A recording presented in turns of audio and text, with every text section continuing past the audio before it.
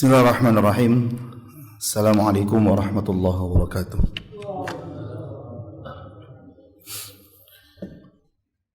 Alhamdulillah hamdan katsiran tayyiban mubarakan fih, mubarakan alaihi kama yuhibbu rabbuna wa yardah. Wa asyhadu an la ilaha illallah wahdahu la syarika lah, wa asyhadu anna Muhammadan abduhu wa rasuluh, salawatullahi wa salamuhu alaihi wa ala alihi wa ashabihi wa man tabi'ahum bi ihsanin ila yaumiddin wa sallama tasliman katsira amma ba'du. Allahumma inna nas'aluka ilman nafi'an wa rizqan tayyiban wa amalan mutaqabbalan wa lisanan dzakiran wa qalban khashi'an. Allahumma inna na'udzu bika min ilmin la yanfa' wa min qalbin la yakhsha' wa min nafsin la tashba' wa min da'watin la yustajabu laha. Ikhwatal iman rahimani Allah wa iyyakum ajma'in. Kita memuja dan memuji Allah tabaraka wa taala atas segala nikmat dan karunia yang Allah anugerahkan kepada kita, baik kenikmatan berupa kesehatan, kenikmatan berupa waktu luang yang Allah Subhanahu wa taala berikan, kenikmatan berupa nikmat-nikmat duniawi. Demikian pula di antara nikmat yang paling agung, yang paling besar, yang paling berharga yang Allah tabaraka wa taala karuniakan adalah nikmat Islam dan nikmat iman, serta nikmat taufik dari Allah Subhanahu wa taala. Maka ini adalah kenikmatan yang hakikatnya lebih berhak untuk lebih kita syukuri, lebih berhak untuk kita syukuri dibanding dengan nikmat-nikmat duniawi.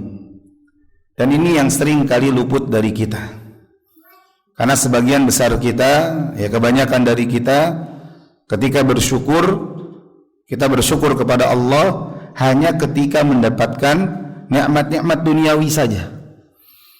Adapun nikmat berupa keimanan, nikmat berupa keislaman, taufik dari Allah Subhanahu wa taala, Allah berikan kemudahan kita untuk bisa bangun di subuh hari melaksanakan salat fajar berjamaah kaum muslimin. Allah Subhanahu wa taala berikan kemudahan kita untuk menjaga salat 5 waktu. Allah berikan kemudahan kita, Allah berikan taufik agar kita bisa duduk di majelis-majelis ilmu. Ini adalah kenikmatan besar jemaah yang terkadang luput kita syukuri. Karena terkadang kita hanya memandang nikmat itu ya ketika apa? Ketika Allah berikan ya harta, Allah berikan uang, Allah berikan kendaraan, Allah berikan kenikmatan-kenikmatan dunia. Kita syukur saat itu, namun ketika mendapatkan nikmat yang lebih besar, nikmat yang lebih berharga, nikmat yang lebih khusus Allah berikan hanya kepada orang-orang pilihan, yaitu keislaman, keimanan, demikian pula nikmat taufik, lupa kita untuk syukuri. Maka hendaknya kita untuk senantiasa mengingat-ingat nikmat-nikmat tersebut. Kita syukuri nikmat tersebut. Bagaimana cara mensyukuri nikmat iman? Bagaimana cara mensyukuri nikmat Islam? Yaitu dengan belajar, dengan menuntut ilmu agama. Karena dengan iman, dengan menuntut ilmu agama, dengan belajar ilmu agama, maka ya, kita bisa memperkokoh keimanan kita, bisa menguatkan keislaman kita. Nah, ini bentuk mensyukuri nikmat iman dan nikmat Islam. Kita memuji Allah Subhanahu wa taala karena Allah berikan kemudahan bagi kita untuk bisa melaksanakan majelis di sore hari atau di malam hari yang berbahagia ini, di malam terbaik, yaitu malam Jumat. Insyaallah kita akan mulai di pertemuan kita kali ini, kita akan memulai kajian baru setelah kita sebelumnya menyelesaikan satu kitab yang ringkas ya, tentang akhlak, yaitu ya, petunjuk Nabi SAW tentang bermuamalah ya, tentang bermuamalah atau interaksi dengan sesama manusia. Kita lebih bahas lagi bagaimana cara muamalah dengan manusia ya, bagaimana cara muamalah dengan manusia. Maka kita akan bahas itu satu kitab ya, yang sangat penting, satu kitab yang seharusnya dimiliki oleh setiap muslim di rumah-rumah mereka, yaitu kitab Bulughul Maram. Kitab Bulughul Maram karya salah satu ulama mutaqaddimin, ulama terdahulu, yaitu Al-Imam Al-Hafidh Ibnu Hajar Al-Asqalani rahimahullahu ta'ala. Dan kita ambil bagian ketiganya. Ya, kita ambil bagian ketiganya, bagian terakhir. Ya, bagian ketiga atau bagian terakhir dari kitab Bulughul Maram ini, yang beliau beri nama, ya, bagian ini beliau sebut dengan Kitabul Jami'. Kitab Al-Jami'. Qala al-musannif Kitabul Jami', babul adab. Yang pertama, bab yang pertama dari Kitabul Jami' ini adalah bab adab. Fahadha Kitabul Jami' min Bulughil Maram. Ini adalah Kitabul Jami' yang termasuk ke dalam bagian Kitab Bulughul Maram. Disebut kitab ini atau bagian ini disebut dengan Al-Jami'. Al-Jami' ini jamaah dari kata jama'a yajma'u jam'an. Al-Jami' ini bentuk isim fa'il. Ya, isim fa'il. Ya, maknanya adalah sesuatu yang mengumpulkan. Kenapa dikatakan Al-Jami'? Dikatakan kitab ini Kitabul Jami', mengumpulkan, kitab yang mengumpulkan, bagian kitab yang mengumpulkan. Karena kitab ini atau bagian ini mengumpulkan bab-bab tentang adab yang dalam kitab ini ada 6 bab. Jadi mengumpulkan 6 bab, yaitu bab yang pertama yaitu tentang bab adab. Demikian pula mengumpulkan pembahasan tentang albir, kebajikan, wassilah, silaturrahim, wazzuhud, dan sikap zuhud, wal wara', sikap wara', wat tarhib min masawi'il akhlaq, dan bab tentang, ya, ancaman, ya, tentang terkait dari akhlak yang buruk, wat targhib fi makarimil akhlaq, dan juga membahas tentang targhib, motivasi untuk memiliki akhlak yang mulia, wal dzikr wad du'a, dan juga bab tentang zikir dan doa. Ya, jadi penulis mengumpulkan 6 pembahasan, 6 bab dalam satu bagian kitab Bulughul Maram, ya, bagian terakhir dari Bulughul Maram ini, kemudian beliau namakan dengan Al-Jami', kitab Al-Jami', yaitu kitab yang mengumpulkan 6 bab tersebut. Dan insyaallah kita akan bahas satu persatu dari bab-bab tersebut. Wa ya'til ulama bihadzal kitab, dan para ulama banyak membahas pembahasan ini, pembahasan yang disebutkan oleh Al-Hafidh Ibnu Hajar dalam Kitabul Jami' ini, dalam tulisan-tulisan para ulama ini, untuk menyempurnakan apa yang mereka tulis. Karena bab-bab ilmu itu banyak sekali, ya. Kalau misalkan ada seorang penulis kitab ingin menuliskan semua bab dalam ilmu, dalam disiplin ilmu, maka kitabnya akan begitu panjang. Kitabnya akan begitu panjang. Dan itu kita dapati. Misalkan Syekhul Islam Ibnu Taimiyah rahimahullahu taala, beliau membahas, ya, pembahasan yang mana di dalamnya lintas disiplin ilmu. Ya, lintas disiplin ilmu dalam kitab beliau Majmu' Fatawa. Ya, kita lihat dan kita tahu bahwa Majmu' Fatawa ini terdiri dari puluhan jilid. Ya. Ada yang sampai 20 lebih jilid, dicetak dalam 20 lebih jilid. Nah, jadi banyak sekali, panjang. Kalau ada seorang penulis ingin membahas, ya, dalam tulisannya, dalam kitabnya ini pembahasan yang panjang, pembahasan atau semua disiplin ilmu, maka akan membahas begitu banyak. Dan akhirnya ketika seorang ingin menulis satu pembahasan dalam satu disiplin ilmu, kalau ingin membahas semua maka akan panjang kitabnya dan akan keluar dari tujuan utama penulisan kitab tersebut. Namun seringkali para penulis ketika membahas atau menulis sebuah tulisan, menulis sebuah buku, maka mereka akan menyisipkan beberapa pembahasan. Menyisipkan beberapa pembahasan yang menunjukkan kepada pembahasan selain pembahasan inti dari kitab tersebut, agar orang-orang, ya, yang baru belajar itu bisa mengambil faidah tambahan, mengambil pelajaran tambahan. Dan orang-orang yang sudah lama belajar pun, ya, tidak mencukupkan diri dengan apa yang dibahas dalam kitab tersebut.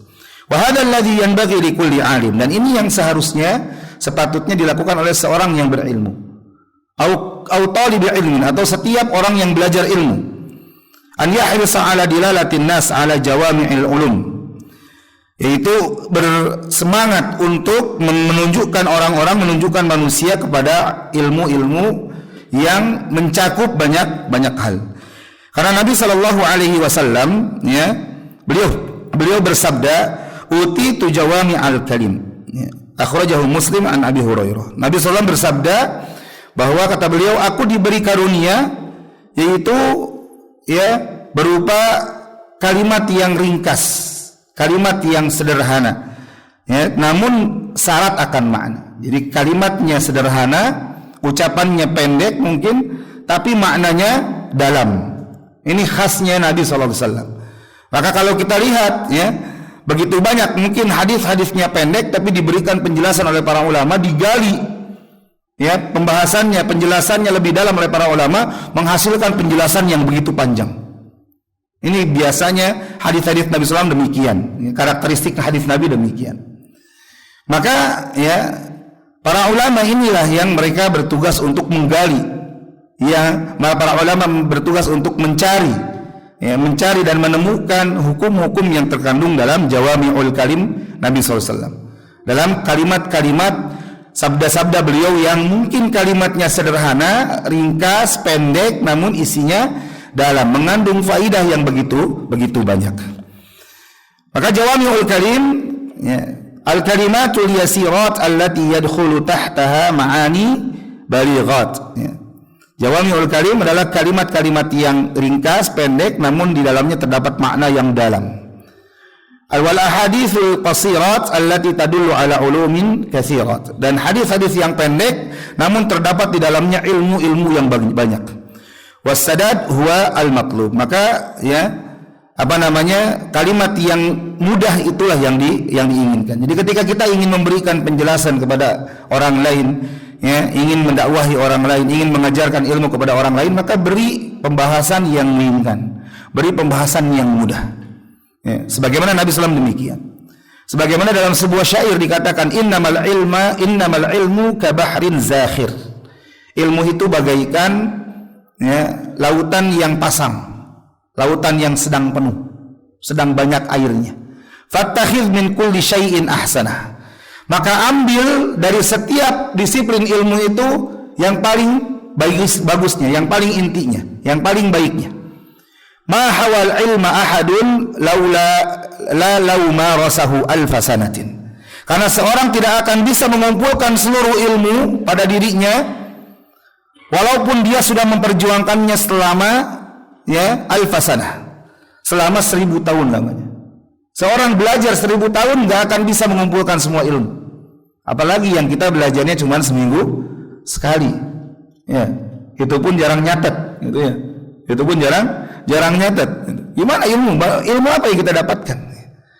Belum lagi kalau sampai karena kecapean seharian kerja, aktivitas, gitu, ya, sambil juga ngerasa nahan ngantuk juga, waduh, ya, sedikit ilmu yang kita dapatkan, ya.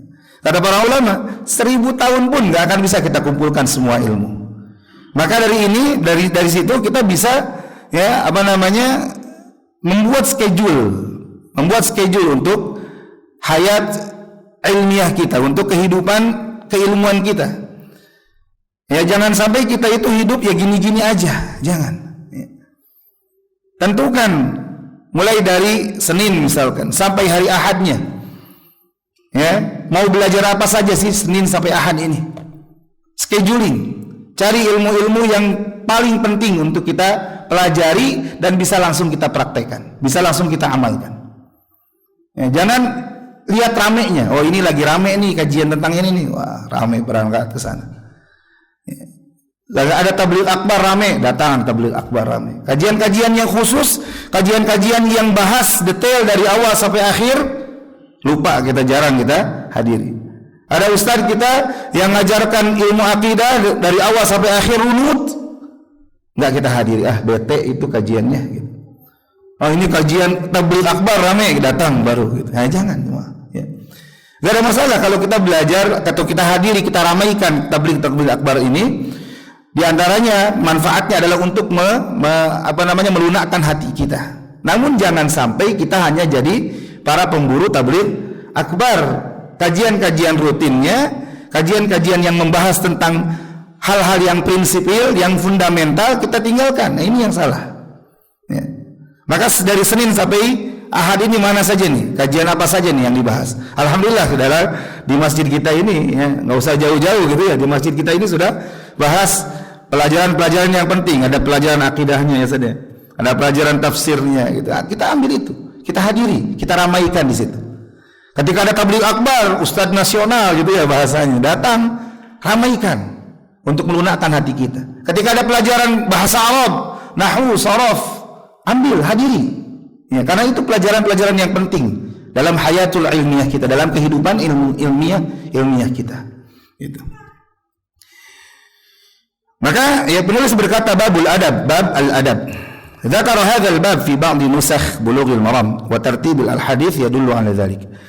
Ya, dan disebutkan bab ini dalam sebagian nuskhah, dalam sebagian manuskrip Bulughul Maram, ya, dan susunan hadis ini menunjukkan hal tersebut. Dan sedikit sekali para ulama yang tidak membahas bab ini, bab adab ini. Sangat sedikit para ulama yang tidak membahas bab ini dalam kitab-kitab mereka. Ya. Baik para ulama yang menulis kitab-kitab jawami, kitab-kitab hadis yang induk, di antaranya Al-Imam Al-Bukhari, Al-Imam Muslim dalam sahih beliau, dalam sahih keduanya. Demikian pula dalam bab-bab dalam kitab-kitab induk lainnya, kitab-kitab sunan, Sunan Tirmidzi, Sunan Abu Dawud, Sunan Ibnu Majah, Sunan An-Nasai, ya. Dan kitab-kitab yang lain, musannafat yang lain. Pasti dicantumkan hadis-hadis tentang adab, hadis-hadis tentang akhlak. Atau bahkan ada para ulama yang menulis secara munfaridah, secara tersendiri. Ya, misalkan contohnya Imam Al-Bukhari. Beliau menulis satu kitab tentang adab yang judulnya Al-Adabul Mufrad. Pernah dengar kitab ini? Nah, ini kitab yang pantas kita pelajari. Kitab yang sangat penting kita miliki. Ya, kitab Al-Adabul Mufrad karya Imam Al-Bukhari. Jadi Imam Bukhari bukan cuma punya kitab Sahih Bukhari. Ya, Sahih Bukhari pun bukan nama aslinya, ya. Al-Jami' As-Sahih, ya, kitabnya beliau, Al-Jami' As-Sahih. Namun biasa diringkas dengan sebutan Sahih Al-Bukhari, sahihnya Imam Bukhari. Jadi kitab Al-Adabul Mufrad ini salah satu kitab yang paling recommended, yang paling direkomendasikan untuk dimiliki, untuk dibaca, untuk dipelajari, dan tentunya untuk diamalkan. Karena kitab tersebut adalah kitab yang paling bagus membahas tentang adab dan akhlak. Kitab tersebut kitab yang paling mencakup semua pembahasan tentang adab dan akhlak. Ya, kalau misalkan bisa kita katakan tidak ada bandingannya kitab tersebut dalam membahas adab dan akhlak.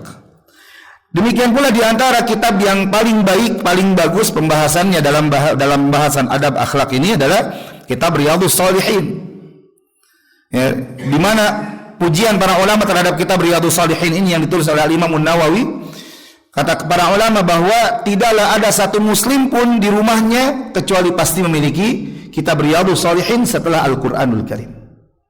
Nah, tinggal kita lihat nih di rak-rak kitab kita ya jemaah. Ya, di rak-rak buku kita punya enggak kitab ini? Kalau belum punya, jadikan salah satu kitab yang kita cari. Kitab Bulughul Maram, kitab Riyadhus Shalihin, kitab Al-Adabul Mufrad. Ini kitab-kitab yang paling penting kita punya. Ya, yang harus kita miliki. Faqad jaa bi khairin katsir fi kulli babin min abwabil adab. Karena Al-Imam An-Nawawi dalam kitab Riyadhus Shalihin, ya, beliau membawakan banyak kebaikan dalam bab-bab tentang adab. Ya, baik adab terhadap Allah. Bab ya tentang adab terhadap Allah. Di mana Al-Imam An-Nawawi dalam kitab Riyadhus Shalihin di awalnya beliau bawakan hadis-hadis tentang ikhlas. Hadis-hadis tentang ikhlas, memurnikan ibadah hanya kepada Allah, menjadikan Allah sebagai tujuan utama dalam ibadah. Babul ikhlas, ihdarun niyyah, menghadirkan niat dalam ibadah, dalam amal. Jadi beliau membawakan ya bab tentang adab kepada Allah. Demikian pula adab kepada para mukallaf, para manusia yang lain. Ya. Baik. Ini sedikit muqaddimah dari ya, penulis kitab Hibatus Salam. Jadi saya jadikan kitab referensi utama untuk pembahasan kita di kajian ini, yaitu kitab yang judulnya Hibatus Salam. Hibah ini artinya pemberian. As-salam itu salah satu nama Allah. Jadi pemberian Allah yang as-salam, ya, yang Maha memberikan keselamatan.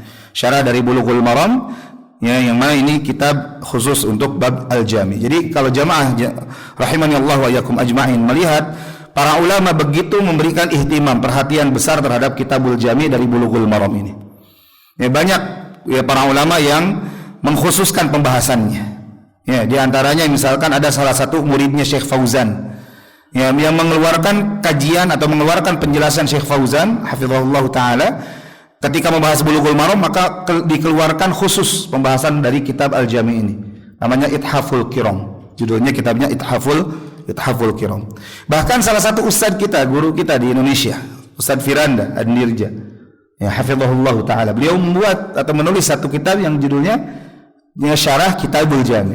Syarah penjelasan kitab Al-Jami. Ini buku yang juga ya pantas untuk kita miliki ya. Tulisan Ustadz Firanda ini juga. Ini salah satu ya, kitab yang direkomendasikan untuk kita baca, melihat sebagai penjelasan atau yang memberikan penjelasan kepada kitab Al-Jami dari kitab Bulughul Maram ini. Baik, kita masuk ke bab pertama. Bab pertama, hadis pertama dari kitab Al-Jami atau dari Bulughul Maram, hadis yang ke 1452 dari nuskhahnya penulis ini. Ya, ini kitabnya ditulis oleh salah satu ulama muda di Yaman. Itu namanya Syekh Abu Muhammad Abdul Hamid bin Yahya bin Zaid Al-Hajuri ya, di Damaj ya, salah satu ulama Yaman. Hadis pertama tentang penjelasan sebagian hak-hak sesama muslim.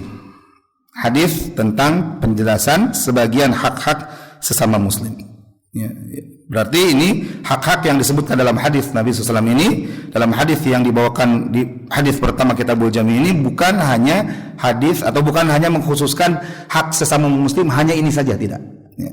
Makanya kata penulis ya, kata Syekh Abu Muhammad, bayan ba'di huquqil muslim ala akhihil muslim, penjelasan sebagian hak-hak seorang muslim atas saudaranya sesama muslim. Hadis ke 1452 dari Abu Hurairah radhiyallahu taala anhu. Siapa nama Abu Hurairah jemaah?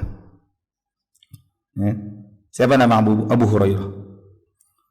Ada yang tahu? Ya. Siapa nama panjang Ronaldo? Ya. Hafal semua ya. Ya. Nama Abu Hurairah ini namanya Abdurrahman. Nama aslinya dulu Abdul Uzza. Jadi ketika masuk Islam bertemu dengan Nabi, di hadapan Nabi memperkenalkan diri namanya Abdul Uzza, maka kata Nabi, bal anta Abdurrahman. Karena Uzza itu nama apa? Nama salah satu berhala paling besar di zaman Nabi SAW yang disembah oleh orang-orang Quraisy. Bal anta Abdurrahman kata Nabi. Namun nama kamu adalah Abdurrahman bin Sakhr. Bapaknya namanya Sakhr. Abdurrahman bin Sakhr. Abu Hurairah radhiyallahu anhu. Qala Rasulullah sallallahu alaihi wasallam, Rasulullah bersabda, hakul muslim 'alal muslimi sittun. Hak muslim atas muslim lainnya itu ada 6. Dalam sebagian riwayat dikatakan 5. Ya. Namun hadis yang dibawakan oleh Imam Al-Hafidz Ibnu Hajar dalam kitab ini, beliau mengatakan atau membawakan riwayat yang 6. Hak muslim atas muslim lainnya itu 6 perkara. Idza laqitahu fasallim alaihi. Yang pertama, apabila kamu berjumpa dengannya maka ucapkan salam kepadanya. Wa idza da'aka fa'ajibhu. Dan jika dia mengundangmu maka penuhi undangannya. Wa idza stansahaka fa'ansihhu. Dan apabila atau fansahu, apabila dia meminta nasihat kepadamu maka nasihatilah dia. Wa idza atasa fahamidallaha fasammithu. Dan apabila dia bersin, kemudian dia mengucapkan alhamdulillah, memuji Allah, maka doakan dia. Wa idza marida fa'udhu. Dan apabila dia sakit, tengoklah dia, jenguklah dia. Wa idza mata fatba'hu. Dan apabila dia mati, maka iringi jenazahnya. Rawahu Muslim. Penulis rahimahullahu taala Al-Hafidz Ibnu Hajar membawakan hadis ini untuk memberikan penjelasan tentang beberapa hak muslim atas muslim lainnya. Dan hadis ini terdapat pada Sahihain, ya, yaitu Al-Imam Al-Bukhari, Sahih Bukhari, dan Imam Muslim, Sahih Muslim. Wa an Abi Hurairah radhiyallahu anhu bilafdhin, dari Abu Hurairah dengan lafaz haqqul muslim 'alal muslim khamsun. Jadi riwayat Imam Muslim 6, riwayat Imam Bukhari ada 5. Raddus salam wa iyadatul marid wa ittiba'ul janaiz wa ijabatud da'wah wa tashmitul atis. Hak muslim atas muslim lainnya ada 5 dalam riwayat Bukhari, yaitu membalas salam, menjawab salam, ya, membesuk orang sakit, mengikuti atau mengiringi jenazah, ya, memenuhi undangan dan mendoakan orang yang bersin. Thumma inna ahsana ma yata'addabu bihi ma jaa'a 'anin Nabi sallallahu alaihi wasallam. Maka ya, sebaik-baik seseorang beradab dengan adab tersebut adalah apa yang datang dari Nabi sallallahu alaihi wasallam. Dalam Musnad Imam Ahmad rahimahullahu taala dari hadis Abu Hurairah radhiyallahu an, Rasulullah sallallahu alaihi wasallam bersabda, "Innama bu'ithtu liutammima salihal akhlaq." Nabi SAW bersabda, sesungguhnya aku diutus untuk menyempurnakan akhlak yang bagus, akhlak yang baik. Maka adab Nabi SAW adalah adab yang terbaik. Contoh Nabi SAW, petunjuk Nabi adalah petunjuk yang terbaik, yang ya pantas untuk dilaksanakan, pantas untuk dipraktekkan dan dikerjakan oleh setiap muslim. Ya, dalam hadis yang lain,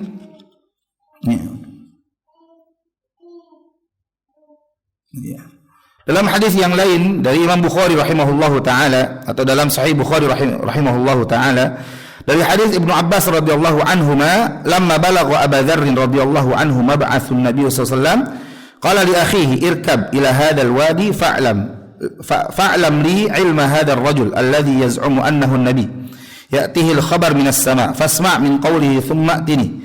Fantalaqa al-akhu hatta qadimah wa sami'a min qawlihi thumma raja'a ila Abi Dzar faqala lahu ra'aituhu ya'muru bi makarimil akhlaq wa kalaman ma huwa bisy'ri. Ya. Abu Dzar ketika dengar Nabi SAW diutus, maka dia berkata kepada saudaranya. Abu Dzar berkata kepada saudaranya, ya, naik tunggangan dan pergilah ke bukit sana atau ke lembah sana. Dan ketahuilah, ya, bahwasanya ada seorang lelaki yang ngaku-ngaku nabi. Dia datang katanya dengan kabar dari langit. Dengarkan apa yang dia ucapkan, kemudian datanglah kepadaku. Maka saudaranya ini pun pergi sampai datang kepada laki-laki tersebut. Kemudian dia mendengar perkataan laki-laki tersebut, yaitu Nabi SAW. Kemudian dia kembali kepada Abu Dzar, kepada saudaranya, faqalalah, dan dia berkata, aku melihatnya memerintahkan kepada akhlak yang mulia, dan aku melihat dia mengucapkan ucapan yang bukan syair, ya, bukan termasuk syair. Maka Allah Subhanahu wa taala sendiri sudah mensucikan, sudah merekomendasikan Nabi SAW dalam firman-Nya, wa innaka la'ala khuluqin azim. Dalam surah apa ini? Ya? Wa innaka la'ala khuluqin azim, dalam surah Al-Qalam, ya, di awal-awal surah. Ya, dan sesungguhnya engkau wahai Muhammad berada pada akhlak yang mulia. Fa fi sahih Imam Muslim rahimahullahu taala, dalam sahih Imam Muslim min tariqi Sa'ad bin Hisham annahu jaa ila Aisyah radhiyallahu anha yas'aluha faqala ya ummal mu'minin anibni an khuluqi Rasulillah alaihi salatu wassalam. Ya, Sa'ad bin Hisham, dari jalur Sa'ad bin Hisham, dia datang kepada Aisyah radhiyallahu taala anha, menanyakan kepada Aisyah tentang akhlaknya Nabi. Dia berkata, ya ummul mukminin, wahai ummul mukminin radhiyallahu anha, kabarkan kepadaku, beritahukan kepadaku tentang akhlaknya Rasulullah sallallahu alaihi wasallam. Maka beliau berkata, alasta taqra'ul Qur'an, bukankah kamu baca Al-Qur'an? Maka dia berkata, bala, ya, saya baca Al-Qur'an. Qalat, maka Aisyah berkata, fa inna khuluqa nabiyillah sallallahu alaihi wasallam kana Al-Qur'an. Maka sesungguhnya akhlak Nabi sallallahu alaihi wasallam adalah Al-Qur'an. Apa maknanya akhlak Nabi sallallahu alaihi wasallam adalah Al-Qur'an? Maknanya adalah tidaklah ada satu perintah yang diperintahkan di dalam Al-Qur'an kecuali Nabi sallallahu alaihi wasallam telah melaksanakannya. Bahkan beliau adalah orang pertama yang melaksanakan apa yang diperintahkan dalam Al-Qur'an. Demikian pula tidaklah ada larangan yang dilarang dalam Al-Qur'an kecuali Nabi sallallahu alaihi wasallam adalah orang pertama yang meninggalkan, yang menjauhi larangan tersebut. Ya. Dan beberapa hadis yang dibawakan oleh penulis tentang pantasnya atau pentingnya mengikuti akhlak Nabi sallallahu alaihi wasallam. Kita kembali ke hadis tadi. Kata Nabi SAW, hakul muslim alal muslim sittun. Hak muslim atas muslim lainnya itu ada 6 perkara. Perkataan Nabi SAW, hakun, ya, hakul muslim, hak. Apa makna hak di sini? Yaitu tashmulul wajibat wal mustahabbat. Hak di sini adalah hak-hak yang terkait dengan perkara-perkara baik yang wajib maupun yang dianjurkan atau yang sunnah. Jadi hak-hak ini baik yang hukumnya wajib maupun hak yang hukumnya sunnah. Fama dallat al-adillah 'ala al-wujub wajaba ta'diyatuhu ila al-ghair. Ya. Maka kalau ada dalil yang menunjukkan hak tersebut hukumnya wajib, maka dia wajib untuk melaksanakannya kepada orang lain. Karena ini hak terkait dengan sesama manusia, sesama muslim. Wa madallat 'ala al-istihbab fa'ala ma ja'a. Dan kalau misalkan hak tersebut ternyata ada dalil yang menyatakan ini haknya itu terkait hukumnya adalah hukumnya mustahab atau sunnah, maka ya diberlakukan sesuai dengan hukumnya. Yaqulullahu azza wa jalla, Allah azza wa jalla berfirman, innallaha ya'murukum an tu'addul amanati ila ahliha fa idza hakamtum bainan nasi an tahkumu bil 'adl innallaha ni'ma ya'idukum bihi innallaha kana sami'an basira. Sesungguhnya Allah memerintahkan kepada kalian untuk menunaikan amanah. Jadi Allah berikan amanah kepada kita berupa apa? Salah satunya hak sesama muslim. Jadi hak sesama muslim itu adalah di antara amanah yang Allah perintahkan kita untuk menunaikannya. Tunaikan kepada yang berhak menerima hak atau amanah tersebut. Maka kalau kalian menghukumi di antara manusia, maka berhukumlah atau hukumi mereka dengan perkara yang adil. Ya. Demikian pula dalam hadis yang terdapat dalam Sunan Imam Abu Dawud rahimahullahu taala, hadis dari Abu Umamah radhiyallahu an, dia berkata, sami'tu Rasulullah sallallahu alaihi wasallam yaqul, aku mendengar Rasulullah sallallahu alaihi wasallam bersabda, innallaha qad a'ta kulli dzi haqqin haqqah fala wasiyyata liwarithin. Sesungguhnya Allah telah memberikan kepada setiap yang berhak haknya masing-masing. Kepada setiap yang berhak itu diberikan haknya masing-masing. Maka tidak boleh wasiat kepada orang yang berhak mendapatkan warisan. Ini salah satu bentuk apa? Menunaikan hak. Jadi kita nggak boleh. Misalkan ada orang tua memberikan wasiat, saya wasiatkan rumah ini diberikan kepada anak sulung saya, nggak boleh. Kenapa? Karena anak sulung itu adalah termasuk ahli waris, nggak boleh dapat wasiat. Jadi wasiat itu hanya diberikan kepada orang yang tidak termasuk ahli waris. Nanti itu ada pembahasannya khusus. Demikian pula dalam Sahih Bukhari rahimahullahu taala dari hadis Abi Juhaifah radhiyallahu an. Ya akhan Nabi sallallahu alaihi wasallam baina Salman wa Abi Darda radhiyallahu anhuma. Nabi sallallahu mempersaudarakan antara Salman dengan Abu Darda. Fazaras Salman Abu Darda. Maka Salman berziarah atau mengunjungi Abu Darda. Fara'a Ummu Darda radhiyallahu anha mutabazzilah. Maka Salman melihat istrinya Abu Darda, yaitu Ummu Darda. Salman melihat Ummu Darda dalam keadaan kusut, berantakan, ya, enggak karuan, gitu ya. Maka Salman berkata, "Masya'nuk? Kenapa engkau?" Ya. Istrinya Abu Darda, yaitu Ummu Darda berkata, "Akhuka Abu Darda laisa lahu hajah fid dunya." Abu Darda, saudaramu itu enggak butuh sama dunia. Ini curhatan seorang istri yang dianggurin sama suaminya, ya, yang dibiarkan sama suaminya. Faja'a Abu Darda, maka datanglah Abu Darda radhiyallahu anhu, fasana'a lahu ta'aman, maka Abu Darda pun membuatkan makanan buat Salman, ya, makanan buat Salman. Faqala kul, maka Abu Darda berkata, makanlah. Qala fa inni sha'im, Salman berkata, saya puasa. Qala ma ana biakilin hatta ta'kul. Abu Darda berkata lagi, kalau gitu saya enggak mau makan sampai kamu ikut makan. Karena ini puasa sunnah, boleh dibatalkan. Fa'akala falamma kana al-lail, maka makanlah, ya, makanlah mereka berdua, dan ketika sudah masuk waktu malam, dhahaba Abu Darda. Abu Darda bangun untuk melaksanakan salat. Namun Abu Darda membuatkan makanan untuk Salman. Maka ketika Salman mengajak makan bareng, maka Abu Darda bilang, saya puasa. Ya, maka Salman berkata, kalau gitu saya nggak mau makan kalau kamu nggak makan. Jadi ngajak Abu Darda untuk batalin puasanya. Maka akhirnya Abu Darda dan Salman pun makan. Ketika malam hari Abu Darda bangun untuk melaksanakan sholat, maka Salman berkata, tidur. Fanama. Dia pun tidur. Jadi nurut sama Salman saudaranya. Tsumma dhahaba yaqum, maka kemudian bangun lagi di malam yang lebih larut. Maka Salman berkata lagi, "Nam, tidur kamu." Falamma kana min akhiril lail, maka ketika sudah masuk di akhir malam, qala Salman berkata, "Kum al-an." Sekarang baru bangun. Fasallaya faqala lahu Salman, maka mereka berdua pun salat bersama. Maka Salman berkata kepada Abu Darda, "Inna li rabbika 'alaika haqqan." Sesungguhnya Rabbmu itu punya hak untuk ditunaikan. Artinya kita wajib untuk melaksanakan apa yang jadi hak Allah. Ya, berupa ibadah. Wa li nafsika 'alaika haqqan. Dan dirimu pun punya hak. Hak untuk makan. Selain puasa ada hak untuk makan. Selain sholat malam ada hak untuk istirahat, untuk tidur. Fa'ati kulla wa li ahlika 'alaika haqqan. Demikian pula istrimu, keluargamu juga punya hak. Istri punya hak untuk dibelai, istri punya hak untuk didengarkan curhatannya, istri punya hak untuk didengar keluh kesahnya, dibantu apa yang bisa dibantu gitu. Istri punya hak untuk diajak jalan-jalan gitu ya, biar nggak bete di rumah terus seharian gitu. Diajak jalan-jalan sepekan sekali kah atau sebulan sekali kah gitu.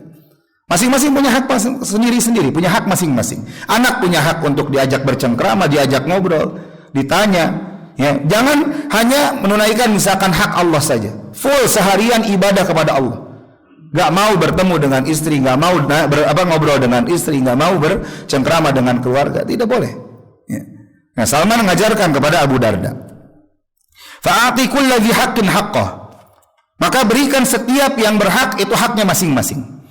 Maka Abu Darda pun datang kepada Nabi, lapor kepada Nabi, menceritakan keadaan tersebut. Maka Nabi bersabda, "Shadaqa Salman." Salman benar. Jadi yang dibenarkan siapa? Salman, bahwa setiap yang berhak itu punya haknya masing-masing. Allah punya hak, tunaikan hak Allah. Saatnya ibadah yang sempurna, ibadah semaksimal mungkin. Saatnya puasa semaksimal mungkin. Tapi saatnya berbuka, makanlah. Ya, makan dengan tidak berlebihan tentunya. Ketika waktunya ibadah, salat malam, sepanjang apapun yang kita bisa. Tapi saat kita waktunya bersama istri, ya bersama istri. Gitu. Saat kerja, selesaikan urusan kita, selesaikan kewajiban kita. Namun ketika saat berada dengan istri, dengan keluarga, ya jangan ngerjain kerjaan kantor misalkan. Itu bukan menunaikan hak sesuai haknya masing-masing. Ya. Ini sebagian kita demikian jemaah, tidak menunaikan haknya masing-masing. Ketika di kantor, di tempat kerja, sudah kerja, datang ke rumah bawa kerjaan lagi, gitu ya. Minimal bukan bawa kerjaan, bawa keluh kesah, ngomongin yang di kantor, gitu ya. Harusnya kita jadi pendengar setia keluh kesahnya istri selama seharian, ya, mengurusi rumah tangga kita. Kok datang malah kita ribut masalah kerjaan. Wah, si anu begini, si anu begini, si anu begini. Kesel, keluh kesah, gitu ya.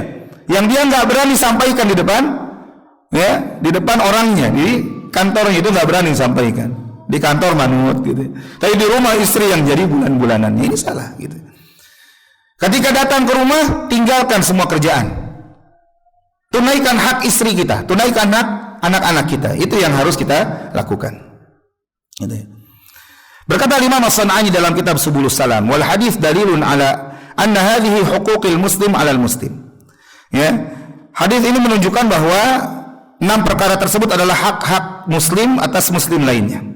Dan yang dimaksud dengan hak itu adalah ma la yanbaghi tarkuhu. Perkara yang hak, makna hak itu kata Imam As-San'ani yaitu perkara yang tidak pantas ditinggalkan.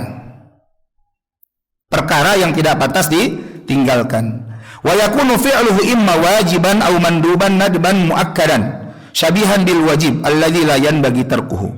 Baik pelaksanaannya itu hukumnya wajib atau hukumnya sunnah muakkad, sunnah yang ditekankan, sunnah yang menyerupai kewajiban yang tidak pantas ditinggalkan. Jadi hukumnya walaupun sunnah tapi nggak pantas ditinggalkan.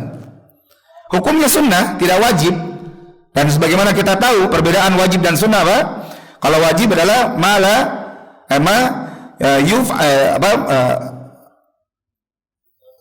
yuthabu fa'iluhu wa yu'aqabu tarikuhu. Ya. Kewajiban adalah perkara yang pelakunya diberikan pahala, diganjar pahala, imtithalan.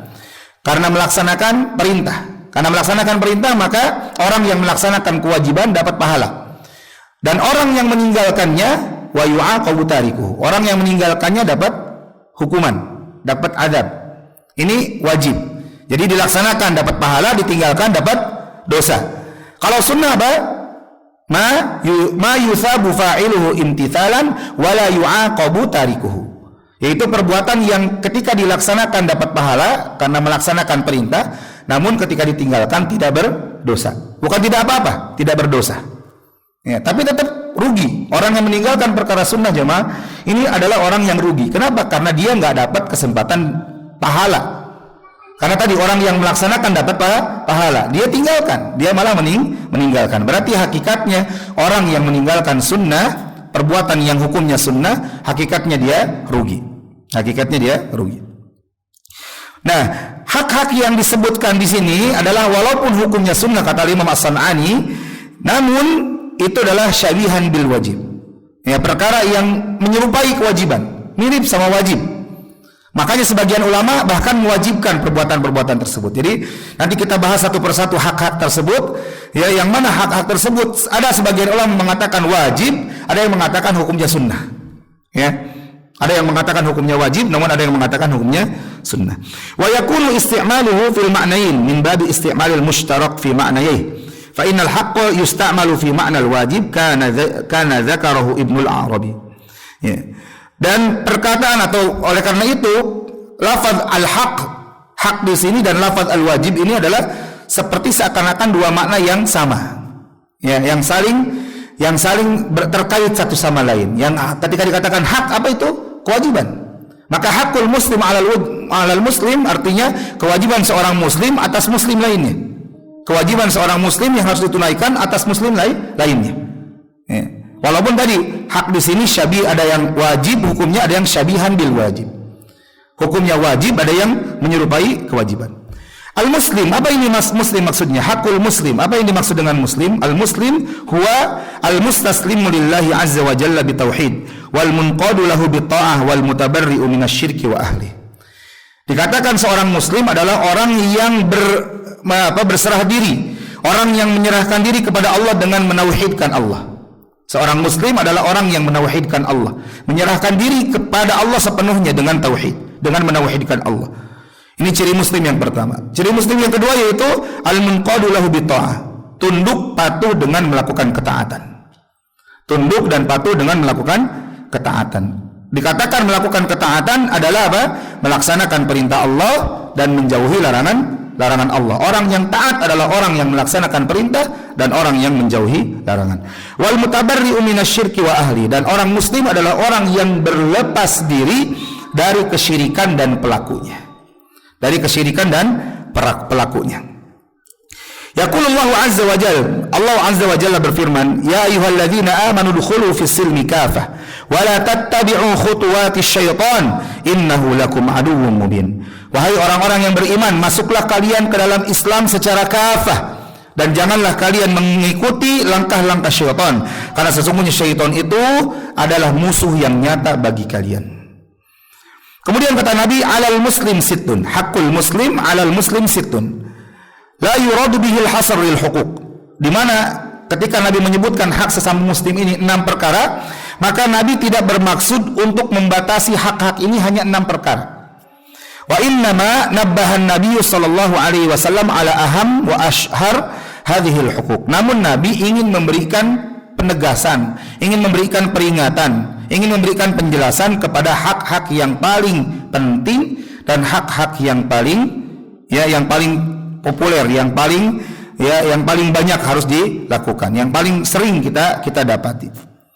Apa itu 6 hak tersebut? Yang pertama, idza laqitahu fasallim alaihi. Hak yang pertama yaitu apabila engkau berjumpa dengan saudara muslim, ucapkan salam kepadanya. Ucapkan salam kepadanya. Maka insya Allah hak yang pertama ini kita akan bahas, kita akan bacakan di pertemuan selanjutnya. Untuk pertemuan kita cukup sebagai pembuka, sebagai muqaddimah ya di majelis kali ini. Ya, kurang lebihnya ya saya mohon maaf. Kita tutup. Wallahu a'lamu bissawab. Kalau ada yang ingin tanyakan sebelum kita sudahi majelisnya, silakan.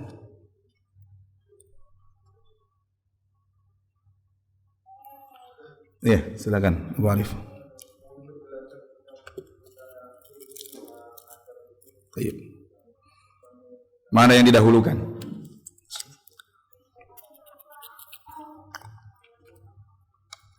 Ada sebagian orang mengatakan mempelajari ilmu itu atau mempelajari adab itu lebih didahulukan dari belajar ilmu.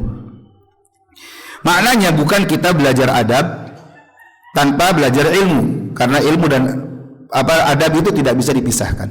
Dari mana kita tahu adab yang benar tanpa ilmu? Ya. Namun, ya, makna dari perkataan tersebut adalah, ya, ketika kita belajar, maka yang kita pelajari bukan hanya pengetahuannya saja, namun yang kita pelajari adalah adabnya. Sebagaimana Al-Imam Ahmad bin Hanbal rahimahullahu taala, beliau ketika setiap bermajelis maka yang datang itu puluhan ribu orang.